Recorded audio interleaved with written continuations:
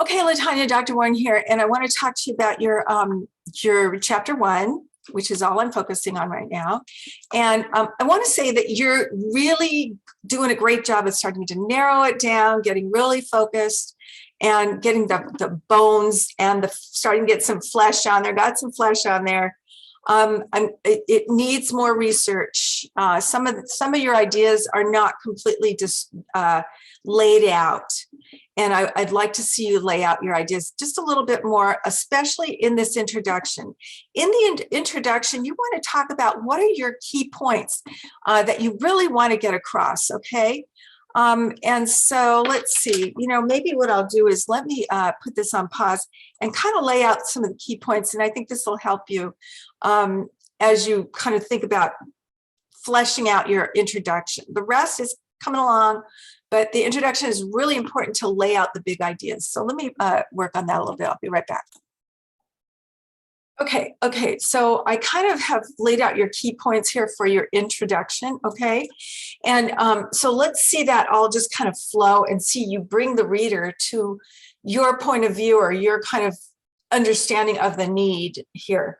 So first of all, you want to open up with, and you have done, but do, kind of be real clear about it, intentional, history of rights for people with disabilities. So history of equal rights for PWDs, what were key accomplishments of the ADA, and then history of the IDEA and those key accomplishments. And then you really need to talk about impact of IDEA on schools and children today. Okay, so that would be maybe its own paragraph. Okay, and then kind of how that made a difference in the lives of children, but that we're not really meeting the IDEA in its true intent, okay? Then you want to talk about the children with cognitive disabilities. So talk about kids with disabilities and, brief overview of kids with disabilities in schools, the need for equal access. But then you want to hone in on kids with cognitive disabilities. So a brief definition, a description of inclusion of kids with cognitive disabilities in the classroom. So what does that look like? Are they in the classroom with the rest of the kids? Is there another teacher there? What changes when doing full inclusion in a classroom? What does a fully inclusive classroom look like? Back that up with your research, okay? And then are there additional teachers? Talk about IEPs. What else are things that support kids with cognitive disabilities in the regular classroom, okay? So you really need to make the point of the kids within the regular, I'm gonna say in the regular classroom, because that is your point, including kids in the regular classroom, and that's hard to do. And yeah, definitely we need more training on that. Okay, so then teachers of full inclusion classroom, now you're honing in on the teachers, what education have they had, so let's just be real clear intention. And I wanna say, I don't like the kind of mixed commingling of training and education. So if they're in a degree in school, that's education, and be real clear about that. If they're in a school teaching and the school provides additional training, then that's training, and be real clear about that, okay? So distinguish between education and training. And then, so what's provided by, training is what is provided by schools to the teachers, not what is provided in the degree program. So get really clear on that in your paper, okay? Then what do teachers say about lack of education, knowledge, resources? What is it that they feel? What is the research saying? Again, I want to see more research on what teachers are saying. I haven't really seen that in your paper yet. What are teachers saying? What are their perceptions? So I want to see those citations in here. Do schools provide additional training? Should they? What kind of training? So I want to see research on that in here. And then what kind of additional resources should they also provide? Additional teachers, breakout classes to work specifically, tutor these kids with disabilities or whatever, right? And then you're going to conclude with kind of what is the gap. Best practices suggest that full inclusion needs to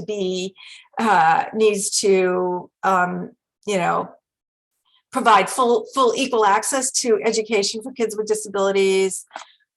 Teachers, the way to do that can be to provide training to teachers, additional resources to teachers, and that's not really being done today.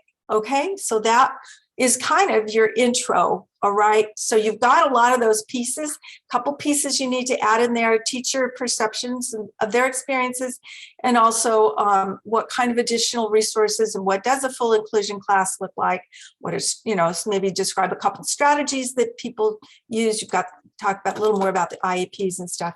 All right, and so then the rest of your paper shakes out and kind of goes into more detail around these key points. Okay, so I've got more information and feedback in here, and I just want you to focus mostly on everything up to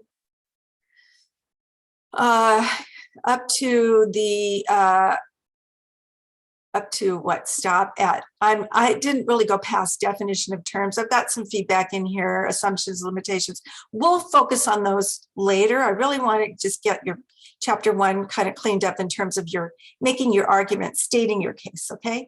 So one last thing, I am not sure. I think I've been hesitant about a case study throughout. I think you're safer going with a phenomenological study, which because a case study is a school or a business. I'm not sure that it can be just the Chicago suburbs.